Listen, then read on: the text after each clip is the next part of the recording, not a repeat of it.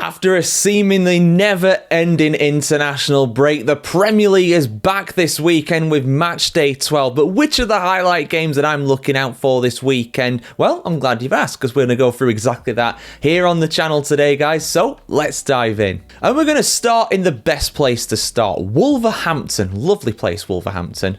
Noni Madueke definitely thinks so too. They are playing against Crystal Palace in one of the 3 o'clock kickoffs on Saturday afternoon. Their long pursuit of Rob Edwards eventually became a successful one. Crystal Palace, meanwhile, are still having a pretty solid season overall, and after a bit of a rest for a lot of their players, they'll be raring to go again on Saturday afternoon. Wolves haven't won a single Premier League game this season so far, and they need to start picking up wins soon, or they are going to be relegated before Christmas. But could they get an early Christmas miracle here? Well, I think they're going to be more competitive, but I look at the two teams and I look at the fact that Rob Edwards has probably not had that much time to actually work with his squad overall. A lot of them have been away on international duties, no doubt. A lot of them to Africa as well. They're going to lose a lot of players to AFCON when that comes around in the new year too. So I think overall Wolves are still going to lose, to be honest. I think it'll be a valiant defeat. You know, they'll do the best, but really they don't quite have enough for that. They don't have the facilities for that big man. That's what I'm trying to say on that one. So I'm going to go with 2-1 to the Eagles. Next, let's head to a much nicer part of the world in the UK, Fulham. Fulham take on Sunderland in another one of the 3 o'clock fixtures. Fulham have been struggling this season. Sunderland have very much not been struggling so far this season. They've been the standout performer and the surprise package of the Premier League. They even didn't lose against Arsenal before the international break, managing to pick up an impressive 2-2 draw. Fulham, though, despite their struggles overall this season, they have got a bit of better form recently, so they'll be feeling a bit more confident coming into this game. Sunderland, though, have been excellent. Even on their travels, they've managed to pick up some huge results, of course, beating Fulham's noisy neighbours Chelsea not too long ago at Stamford Bridge.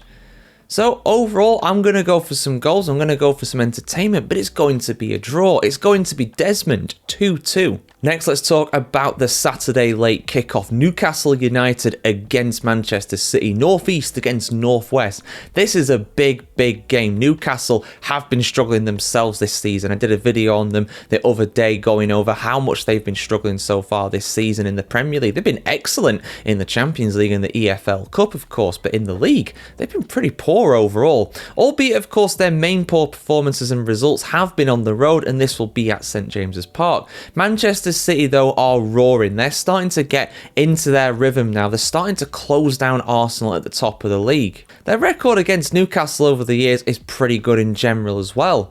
Albeit Newcastle have only lost a few games at home, and again by narrow margins.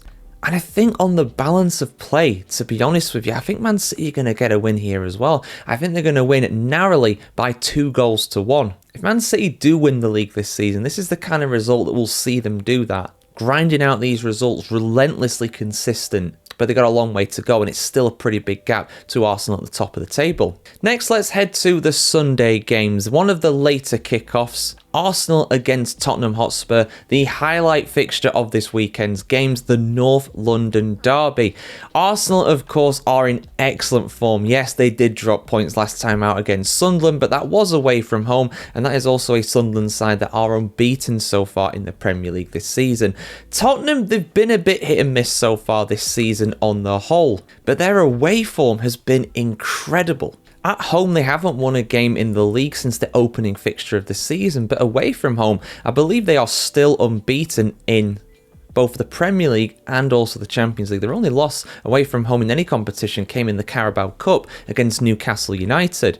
They're sitting relatively pretty in 5th in the Premier League, and if they get a good result against their noisy neighbours Arsenal, they'd be back into the top 4 most likely. But do I see them getting a result? Well, I think overall, if you look at it, if this was at the Tottenham Hotspur Stadium, ironically, I would give Tottenham more of a chance, despite them being in general more poor there in the Premier League. But I think away from home at the Emirates, I think Arsenal are just going to have too much for them. Yes, they will be without Gabriel. He's going to be a big, big miss at the back for them, and also at set pieces going forwards as well. He's a big danger from corners in particular. I think Arsenal just got too much for them, though. I think Arsenal are just a level above, particularly at home. So I'm going to go with 2-0 to the Gunners on this one. And the last match, the late kickoff on Monday. Manchester United against Everton.